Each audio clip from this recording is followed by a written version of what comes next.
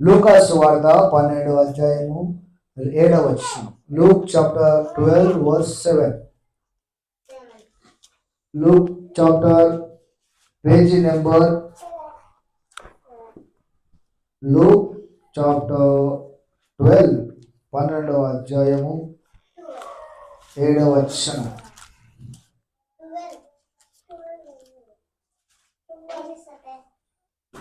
64, page number 64. Luke chapter 12 verse 7. మీ తల వెంట్రుకలన్నీ లెక్కింపబడి ఉన్నవి, భయపడకుడి, మీరు అనేకమైన పిచ్చుకల కంటే శ్రేష్ఠులు కారా.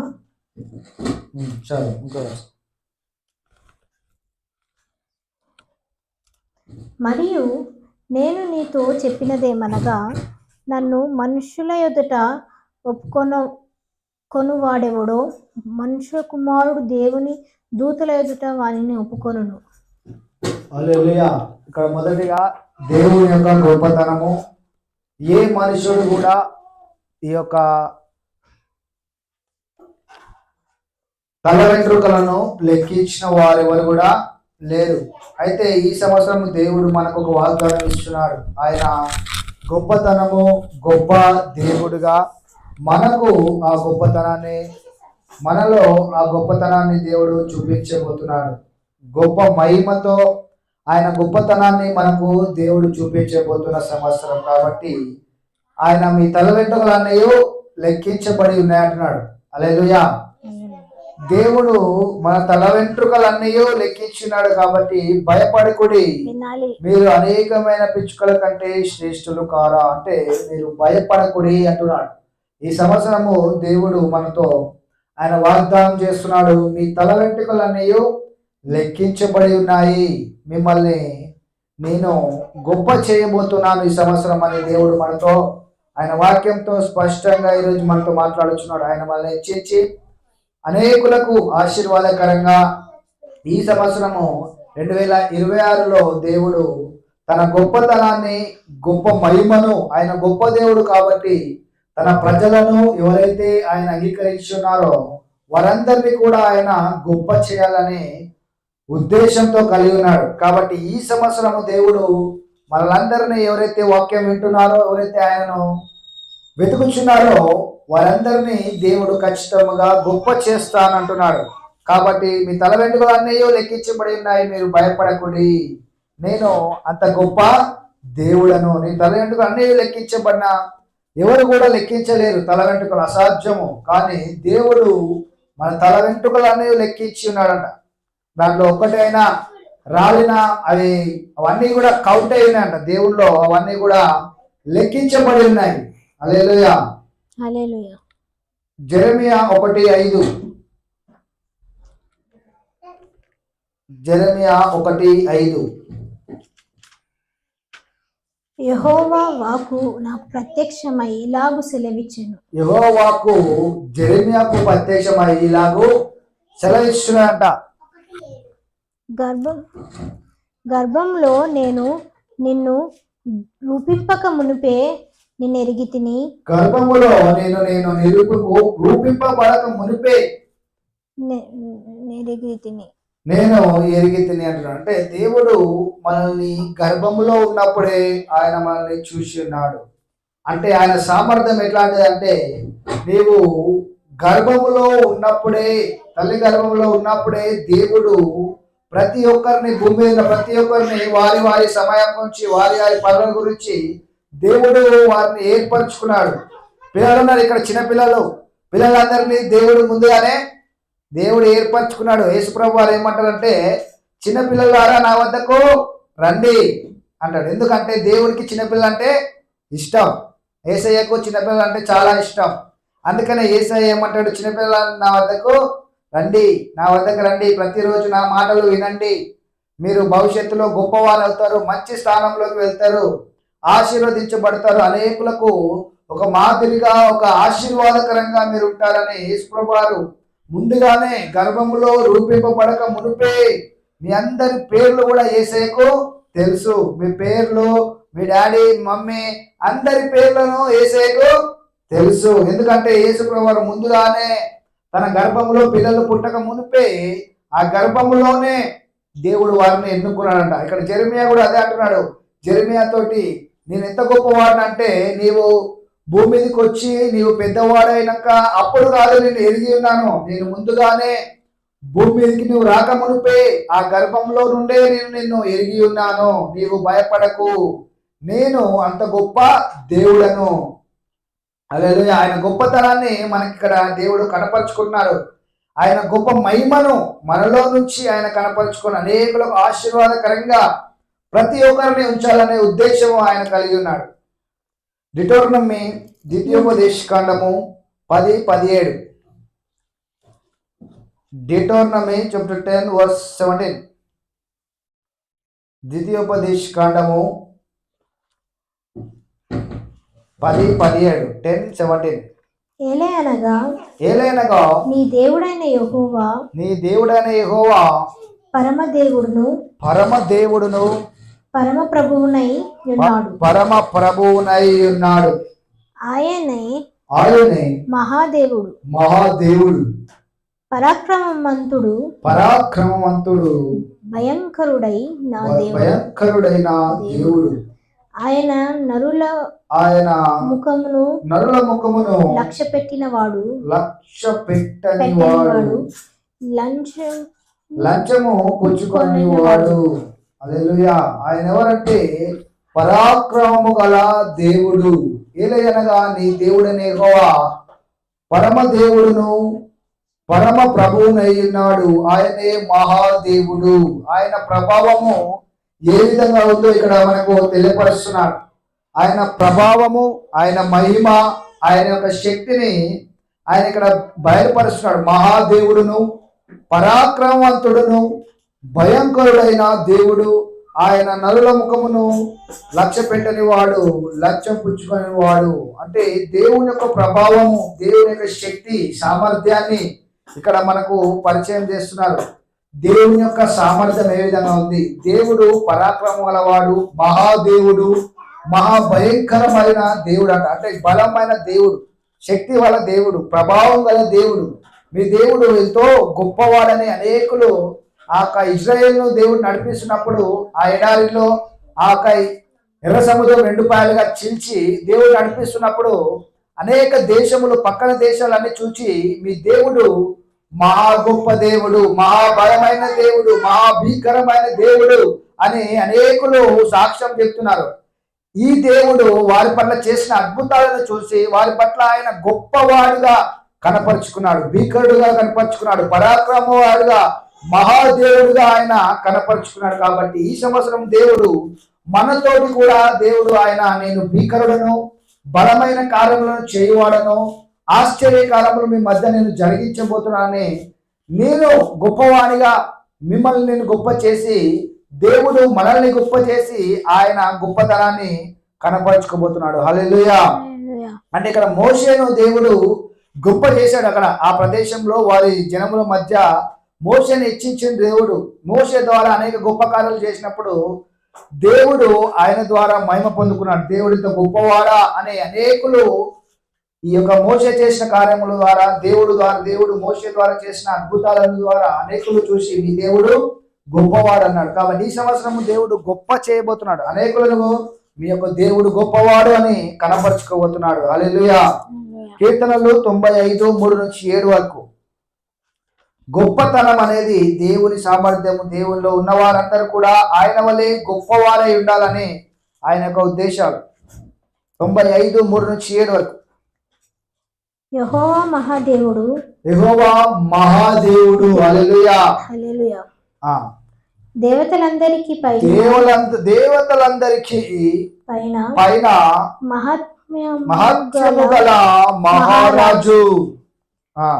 భూమాగాధ స్థలములు ఆయన చేతిలోనున్నవి. పర్వత శిఖరములు కూడా ఆయనవే. సముద్రము ఆయనది. ఆయన దాన్ని కలుగజేసెను. ఆయన హస్తములను భూమిని నిర్మించాను. 7 వరకు. ఆయన మహాదేవుడు, ఆయన మన దేవుడు, మనము ఆయన పాలించు ప్రజలము, ఆయన మేపు గొర్రెలము.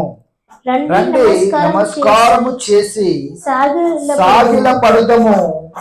మనలను సృజించిన యెహోవా సన్నిధిని మోకరించుదము. నేడు మీరు ఆయన మాటను అంగీకరించిన ఎడల ఎంత మేలు.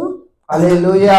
నేడు మనం అందరము ఆయన మాటను అంగీకరించిన ఎడల ఎంతో మేలు. హల్లెలూయా. అంటే మన దేవుడు మహాదేవుడు. 3వ వచనంలో వచ్చి మనం గమనించినట్లయితే మన దేవుడు మహాదేవుడు, దేవతలందరికీ పైన మహాత్యము గల మహారాజు. ఆయన ఎవరంటే మహాత్యము గల మహారాజు. దేవతలందరికంటే కూడా ఆయన దేవుడు మహా గొప్ప దేవుడుగా మన మధ్యలో ఆయన సంచరిస్తున్నాడు. భూమి అగాధ స్థలములు ఆయన చేతిలోనున్నవి. భూమి అగాధ స్థలములు, భూమియు దాని సంపూర్ణతయు మనుషులను దానిలో ఉన్న సమస్తమును దేవుని చేతిలోనే ఉన్నారంట అందరూ. మనం అనుకుంటాం వాడు ఇది చేశాడు వీడు అది చేశాడు అనుకుంటారు, కానీ ప్రతి ఒక్కరు కూడా దేవుని యొక్క హస్తంలోనే. భూమి అగాధ స్థలములు ఆయన చేతిలోనున్నవి. పర్వత శిఖరములు ఆయనవే. పర్వతములు శిఖరములు అన్ని కూడా దేవుని చేసిన హస్తకృత్యములు. ఇవన్నీ కూడా దేవుడు మాట ద్వారా దేవుడి చేతిలోనే ఇవన్నీ కూడా ఉన్నాయంట. సముద్రము ఆయనది, ఆయన దాన్ని కలుగజేసెను. హల్లెలూయా. సముద్రం అంటే చాలా చిన్నది కాదు, సముద్రం అంటే చాలా పెద్దది. ఇప్పుడు మన భూమి ఏమో 1% ఉంటే భూమిలో నీరు ఈ యొక్క సముద్రములే 3% ఉంటాయి. అంటే ఎంత సముద్రం ఎంత ఉంది, ఈ మనుషుల కన్నా ఈ భూమి కన్నా సముద్రం ఎక్కువ ఉంది. అంత సముద్రమును దేవుడు నిర్మించాడు. దేవుడే ఇవటన్నిటిని చేసి ఉన్నాడు. సముద్రము ఆయనది, ఆయన దాన్ని కలుగజేసెను. ఆయన హస్తములు భూమిని నిర్మించెను. ఆయన హస్తములు ఈ భూమిని నిర్మించినాయట. దేవుడి హస్తములే ఈ యొక్క భూమిని పట్టుకొని ఉన్నాయి. అంటే ఎంత సామర్థ్యం కలిగిన వాడనో మనము గమనించాలి. దేవుడు ఎంత సామర్థ్యం గలవాడు, ఎంత శక్తివంతమైన దేవుడు, ఆయన ఎంత గొప్ప కార్యాలు మన పట్ల జరిగించాలనుకుంటున్నాడు అనేది ఈరోజు దేవుడు మనతో స్పష్టంగా ఆయన భీకరమైన ఆయన హస్తకృత్యములు ఎలా ఉన్నాయి, అలా ఎలాంటి కార్యములు చేశాడు, భూమిని ఏ విధంగా సృష్టించాడు. ఆయన హస్తములు భూమిని నిర్మించను. ఆయన మన దేవుడు, మనము ఆయన పాలించు ప్రజలము, ఆయన మేపు గొర్రెలము. రండి నమస్కారము చేసి సాగిల పడుదము. మనలను సృజించిన యెహోవా సన్నిధి మోకరించుదము. నేడు మీరు ఆయన మాట అంగీకరించినడలా ఎంత మేలు. దేవుని మాటలను మనం అంగీకరించాలి. అందరూ వినాలి పిల్లలు. దేవుని మాటలను మనం ఎప్పుడైతే వింటామో మన కుటుంబాల్లో సమాధానము, సంతోషము, ఏ యొక్క అంధకార శక్తులు కానీ చీకటి శక్తులు కానీ పని చేయకుండా దేవుని మాటలు అనేవి శక్తివంతమైనవి. దేవుని మాటలు మనలో ఎప్పుడైతే వింటామో అవి కార్యాలను జరిగిస్తాయి, మన జీవితాన్ని మార్పు చెందిస్తాయి. అందుకనే ఎంతో మేలు. ఇక రాయబడి ఉన్న మాటలు ఏంటంటే, నేడు మీరు ఆయన మాటను అంగీకరించిన ఎడల ఎంత మేలు, ఎంతో మేలు. దేవుని ఎప్పుడైతే మన మాటలు వింటామో అవి మనకు మేలు చేస్తాయి. ఎవరైతే దేవుని మాటలు వింటున్నారో ఆన్లైన్లో అయినా ఇక్కడ ఈ ప్రాంతంలో ఎవరైతే వింటున్నారో వారి జీవితంలో కూడా మేలులు జరుగుతాయి. ఎప్పుడైతే దేవుని మాటలు మనం వింటామో దేవుడు మనకు మేలు చేయవాడై ఉన్నాడు. చాలా మంది అంటారు దేవుడు చేస్తే దేవుడు ఏం మాకు ఇవ్వలేదు కదా, ఏం చేయలేదు కదా అంటారు. కానీ దేవుడు మనకు మేలు చేయవాడై ఉన్నాడు. దేవుడు భూమిని ఆకాశాన్ని సృష్టించిన దేవుడు మన కొరకు ఈ యొక్క భూమి మీదకి వచ్చి మనల్ని ప్రేమించి తన సొంత కుమారునే మనకు అంగీకరించి మన కొరకు ఆయన బలి అయి మనందరము నరకంలో నుండి తప్పించబడి పరలోక రాజ్యంకి వెళ్ళడానికి ఆయన ఎంతోనో మేలు చేయడానికి ఆయన భూమి మీదకి వచ్చినాడు. హల్లెలూయా. కీర్తన జెనసిస్ ఆదికాండము 1:1 మొదటిగా దేవుడు భూమిని ఏ విధంగా సృష్టించాడు, ఆకాశమును భూమిని దాంట్లో ఉన్న సమస్తమును ఆయన ప్రభావమును తెలుపుచున్నాయంట. ఆకాశము భూమియు దాని సమస్తమును ఆయన ప్రభావములో చూపిస్తున్నాయి. ఇక్కడ ఆది అందు దేవుడు భూమి ఆకాశములను సృజించెను. భూమి ఆకాశములను సృజించెను. హల్లెలూయా. భూమిని ఆకాశమును దేవుడు మొదటగా ఆది అందు భూమిని సృష్టించాడంట. మొదటిగా దేవుడు భూమిని ఆకాశాన్ని సృష్టించి తర్వాత అక్కడ నరుని చేసి ఉన్నాడు. దేవుడు మన కొరకు ఎంతో మేలు కొరకే ఈ భూమిని దేవుడు చేసి ఉన్నాడు. కాబట్టి మనకు మేలు కొరకే ఆయన కార్యాలను జరిగిస్తున్నాడు. జెరెమియా 23:24. జెరెమియా 23 అధ్యాయము 24 వచనం. ఇర్మియా 23:24.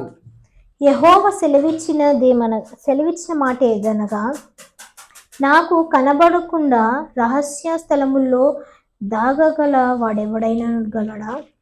నేను భూమి ఆకాశమును ఇంతంతటను నున్న వాడను కానా? ఇదే యెహోవాకు.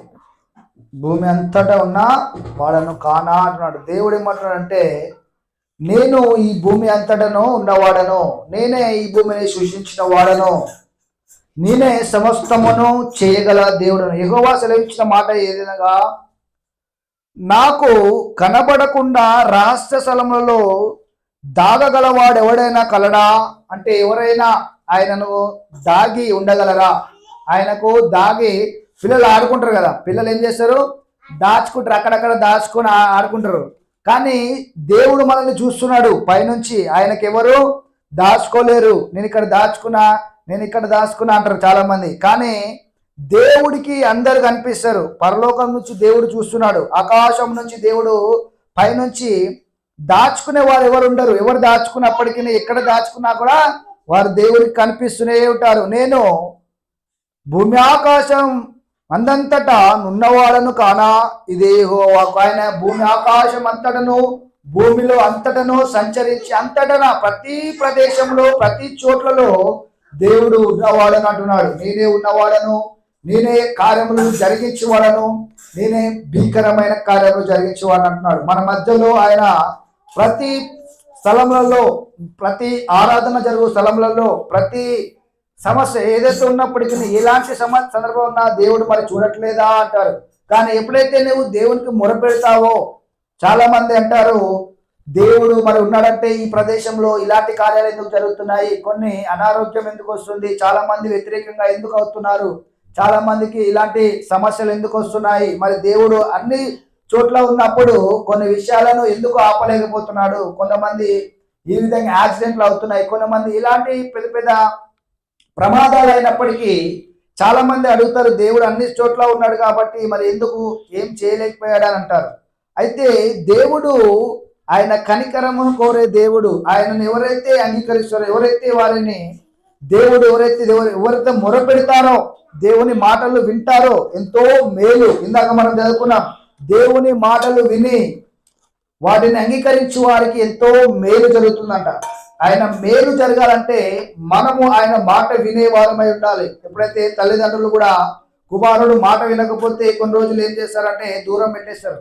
వీడు ఇంటలేడు, వినాలని వానికి పనిష్మెంట్ ఇచ్చి ఎలాగైనా వినాలంటారు. కానీ దేవుడు మనల్ని ప్రేమిస్తూ ఆయన ఒక మంచి కార్యము మీ పట్ల జరిగించాలనే ఉద్దేశంతోటే ఉంటున్నాడు తప్ప ఏ వ్యతిరేకత కూడా మనకు ఆయన చూడంట. అయితే జెరెమియా ఒకసారి మనము చూసుకున్నట్లయితే ఇర్మియా 29:11లో ఆయన ఉద్దేశాలు మంచి ఉద్దేశాలే ఉన్నాయి కానీ చెడు ఉద్దేశాలు లేవు. ప్రతి సంవత్సరము ఆయన మనకిచ్చే మంచి మాటలే తప్ప చెడు కాదు. కానీ చాలా మంది చెడు అవుతుంది కదా అంటారు, భూమి మీద చెడు జరుగుతుంది, మరి అన్ని చోట్ల దేవుడు ఉన్నాడు కదా, మరి ఎందుకు ఇలాంటి కార్యాలు జరుగుతున్నాయి, ఇలాంటి అనారోగ్య కార్యాలు ఎందుకు, ఇలా దేవుడు ఉన్నాడు కదా ఈ ప్రాంతంలో దేవుడు ఉన్నప్పటికీ ఎందుకు ఇలా వ్యతిరేకమైన కార్యాలు జరుగుతున్నాయి అన్నప్పుడు అక్కడ దేవుడు ఉన్నాడు కానీ అపవాది క్రియలు అక్కడ జరుగుతున్నాయి. అపవాది కూడా వాడు ఎప్పుడు మింగాల, ఎప్పుడు ఎవరిని హతము చేయాలని చూస్తూ ఉన్నాడు. దేవుడు ప్రతిసారి ఎప్పుడైతే వారికి మొరపెట్టే వారికి ఆయన త్వరగా న్యాయం తీర్చువాడు. ఆయన ఎవరైతే అంగీకరించి ఎవరైతే మొరపెడతారో వారిని ఆయన త్వరగా న్యాయం తీర్చువాడు. కానీ ఆయన ఉద్దేశాలు మాత్రం ఖచ్చితంగా ఇర్మియా 29:11లో ఆయన చదువుదాం. నేను మిమ్మల్ని గూర్చి నేను మిమ్మల్ని గూర్చి ఉద్దేశించిన సంగతులను నేను ఎరుగుదును. రాబో కాలమందు మీకు నిరీక్షణ కలుగునట్లుగా అవి సమాధానకరములైన ఉద్దేశములే గాని హానికరమైనవి కావు. ఇదే యెహోవా వాక్కు. దేవుని యొక్క వాక్ ఏంటంటే మీకు ఒక నిరీక్షణ గల సంవత్సరము. ఈ యొక్క 2026 సంవత్సరం మీకు ఒక నిరీక్షణ కలుగు సంవత్సరంగా దేవుడు చెప్తున్నాడు. అవి సమాధానకరమైన ఉద్దేశములే గాని హానికరమైనవి కావు. ఇదే యెహోవా వాక్కు. దేవుడికి మన పట్ల ఉన్న ఉద్దేశాలన్నీ కూడా మంచి ఉద్దేశాలను దేవుడు కలిగి ఉన్నాడు. నీ జీవితంలో నీవు పిల్లలు సుఖముగా ఆరోగ్యముగా మంచిగా నీవు జీవించాలనే ఉద్దేశంలోనే ఆయన కలిగి ఉన్నాడు. ఈ సంవత్సరము బాగాలేదేమో, ఈ సంవత్సరం నాకు మంచి కాలేదేమో అనుకుంటాం, కానీ దేవునికి మన పట్ల ఉన్న ఉద్దేశాలు ఏంటంటే ఆయన ఎప్పుడు నిరీక్షణ కలుగునట్లుగా అవి సమాధానమైన ఉద్దేశములే కానీ హానికరమైనవి కావు. దేవునికి మన పట్ల ఎప్పుడు మంచి ఉద్దేశములే, ఆయనకు మంచి ప్రణాళిక మన పట్ల ఆయన వేసి ఉన్నాడు. చాలా మంది తల్లిదండ్రులు మంచి ప్రణాళికను మంచి భవిష్యత్తును తన కుమారులకు ఇస్తారు. ఈ తర్వాత ఎంత పెద్ద కావాలి, ఏ విధంగా చేయాలని. అదే విధంగా దేవుడు కూడా మన పట్ల ఆయనకున్న ఉద్దేశాలంటే మంచి సమాధానకరమైన ఉద్దేశములే గాని హానికరమైనవి కాదంట. నిరీక్షణ గల సంవత్సరము, ఇది నిరీక్షణ ఇచ్చే సంవత్సరము. 2025లో నీకే నిరీక్షణ లేదేమో, కానీ 2026లో దేవుడు మనకు ఒక నిరీక్షణ ఇస్తున్నాడు. నిరీక్షణ గల సంవత్సరంగా నీకు ఒక దేవుడు ఈరోజు మీతో మాట్లాడుచున్నాడు. నిరీక్షణ ఇస్తున్నాను. ఈ సంవత్సరంలో నేను ఆశీర్వదిస్తాను, నీకు మేలు చేస్తాను, నీకు పిల్లలను ఇస్తాను, నీకు ఆశీర్వదిస్తాను, నిన్ను గొప్ప చేసేదను. అబ్రాహాముతో దేవుడు మాట్లాడిన మాట, నేను నిన్ను గొప్ప చేసి నేను అనేకులకు ఆశీర్వాదకరంగా చేస్తానని వాగ్దానం ఇచ్చిన దేవుడు. అదే దేవుడు మనతో కూడా ఈ వాగ్దానం అయితే చేశాడో దేవుడు, అదే వాగ్దానము దేవుడు మనతో కూడా అబ్రహాము సంతానముగా ఎవరైతే విశ్వసిస్తారో వారు కూడా అబ్రహాము తోటి వారసులే. కాబట్టి మనము కూడా దేవుని యొక్క ఆశీర్వాదములను పొందుకునే వారిగా, దేవుని యొక్క అబ్రహాముకి ఇచ్చిన ఆశీర్వచనములను మనము కూడా ఈ సంవత్సరము దేవుడు మిమ్మల్ని గొప్ప చేస్తాను అని వాగ్దానం ఇచ్చాడు. కాబట్టి ఈ సంవత్సరంలో నిరీక్షణ కలిగి సమాధానమైన దేవుని ఉద్దేశములన్నీ మన జీవితంలో నెరవేరాలని దేవుడు ఈరోజు మనతో మాట్లాడుతున్నాడు. 2026లో దేవుడు నూతనమైన కార్యములను మన పట్ల జరిగించబోతున్నాడు. జెరెమియా 23 అయిపోయింది. లాస్ట్ వచనం కీర్తనలు 139 7 నుంచి 10 వరకు. లాస్ట్ ఆఖరి వచనం చదవగా కేక్ కట్ చేయాలి. పిల్లలందరూ కేక్ ఉంటుంది. ఇప్పుడు కీర్తనలు 139 7 నుంచి 10 వరకు.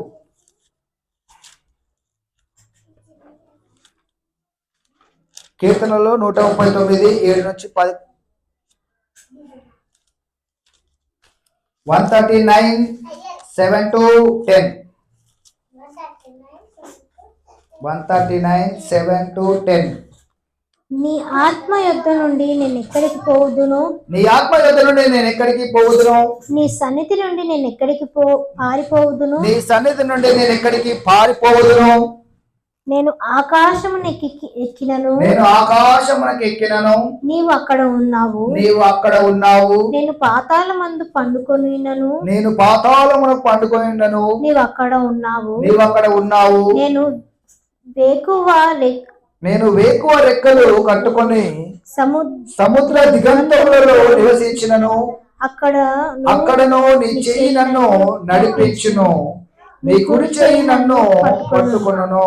హల్లెలూయా. అంటే ఇక్కడ దేవుని మాటలు ఎలా ఉన్నాయంటే, నేను ఎక్కడికి వెళ్ళినా దావీదు రాసిన కీర్తన 139 దావీదు రాసిన కీర్తన అంటున్నాడు, నేను ఆకాశమునకు ఎక్కినను, నీవు అక్కడ ఉన్నావు, నేను పాతాళము పడుకొనను, నీవు అక్కడ ఉన్నావు, నేను వేకువ రెక్కలను కట్టుకొని సముద్ర దిగంతములో నివసించినను, అక్కడను నీ చెయ్యి నన్ను నడిపించును. హల్లెలూయా. ఈ సంవత్సరములో దేవుడు ఆయన యొక్క సమాధానంతో ఆయన హస్తము చేత మనల్ని నడిపించబోతున్నాడు. హల్లెలూయా. నీ కుడి చేయి నన్ను పట్టుకొనును. దేవుని యొక్క కుడి చేయి మనల్ని పట్టుకుంటుందంట. ఎక్కడికి వెళ్ళినా, ఏ ప్రదేశంలోకి వెళ్ళినా, ఆకాశంకి వెళ్ళినా, కింద భూమి వద్దకు వెళ్ళినా, ఏ ప్రాంతంలో ఉన్నా కూడా, నేను పడుకొని ఉన్నా, లేచి ఉన్నా, ఎక్కడికి వెళ్ళినా కూడా నీ హస్తము నన్ను పట్టుకొని ఉందంటున్నాడు. హల్లెలూయా. ఆయన హస్తము మనల్ని పట్టుకొని ఈ సంవత్సరం అంతా కాచి కాపాడి, ఈ సంవత్సరము ఆయన ఇచ్చిన వాగ్దానములన్నీ నిన్ను గొప్ప చేసేదను అని వాగ్దానం ఇచ్చి ఉన్నాడు. కాబట్టి ఈ వాగ్దానం మనలో నెరవేర్చబోతున్నాడు. హల్లెలూయా. హల్లెలూయా పాడేదా, ప్రభు నిన్ను కొనియాడేదా. వాగ్దానములనిచ్చి నెరవేర్చువాడవు నీవే. వాగ్దానములనిచ్చి నెరవేర్చువాడవు నీవే. నమ్మకమైన దేవా, నన్ను కాపాడు వాడవు నీవే. థ్యాంక్ యూ లార్డ్ యేసయ్యా. అవును ప్రభా, మాకు ఇచ్చిన వాగ్దానములు బట్టి మీకు వందనాలు చెల్లిస్తున్నాం ప్రభా. గత ఇచ్చిన సంవత్సరం మీరు ఇచ్చిన వాగ్దానములను మా జీవితంలో నెరవేర్చినందుకు వందనాలు ప్రభా. అవునయ్యా, ఈ సంవత్సరం నూతనంగా మాకు ఇచ్చిన వాగ్దానం బట్టి మీకు వందనాలు ప్రభా. ఈ యొక్క వాగ్దానము ఇది మొదలుకొని ఈ రోజు నుంచే ఆ యొక్క వాగ్దానములు మాలో నెరవేర్చమని ప్రార్థిస్తున్నాం ప్రభా. మీరు సమస్తము చేయగల దేవుడు. ఈరోజు మాట్లాడవు ప్రభు మాతోటి. నేను సమస్తము చేయగల దేవుడు, నాకు అసాధ్యమైన ఏదైనా ఉండునా? నేను సమస్తమును చేసిన దేవుడు. నా హస్తకృత్యములను భూమిని చేశాయి, ఈ సముద్రములన్నీ కూడా నావే కదా, ఇదంతా కూడా నాదే కదా, ఈ భూమి ఆకాశము సమస్తము నాదే. కాబట్టి నేను సమస్తము చేయగలను. నీకు మాట ఇచ్చి మాట నెరవేర్చుటకు నేను సమర్థుడన్నావు ప్రభా. నువ్వు మాట ఇచ్చిన దేవుడు. అబ్రహామును గొప్ప చేస్తాను వాగ్దానం ఇచ్చినావు, అబ్రహామును గొప్ప చేసినావు. కాబట్టి నువ్వు ఇచ్చిన వాగ్దానం ప్రతి ఒక్కరి జీవితంలో నెరవేర్చి వారికి నీవే నిజమైన దేవుడు, గొప్ప దేవుడు అని ఈ నెల, ఈ సంవత్సరము నీ వారికి కనపరుచుకొని నీ గొప్ప ఆశీర్వాదములను వారి మీద కుమ్మరించి ఇది మొదలుకొని నూతన ఆరంభాలు, నూతన ఆశీర్వాదములు, నూతన స్వస్థత, సమృద్ధి వారికి దయచేసి ఇక మీద అప్పు కానీ లేమి కానీ ఏ అంధకార చీకటి శక్తులు కానీ పనిచేయడానికి వీల్లేదు. ఇది మొదలుకొని నూతన ఆరంభాలు, నూతన ఆశీర్వాదములు ఇక్కడ ప్రతి ఒక్కరికి, ఆ నెల చూస్తున్న వారికి, ఇంకా ఈ కాలంలో ఉన్న వారికి ప్రతి ఒక్కరికి మీ యొక్క ఆశీర్వాదములను కుమ్మరించి మీ బలమైన హస్తములకు వీరి మీద ఉంచి, బలమైన హస్తముల వీరి మీద ఉంచి బలముగా వీరిని ఆశీర్వదించుమని అతడైన యేసుక్రీస్తు నామములో ప్రార్థిస్తున్నాము తండ్రి. ఆమేన్.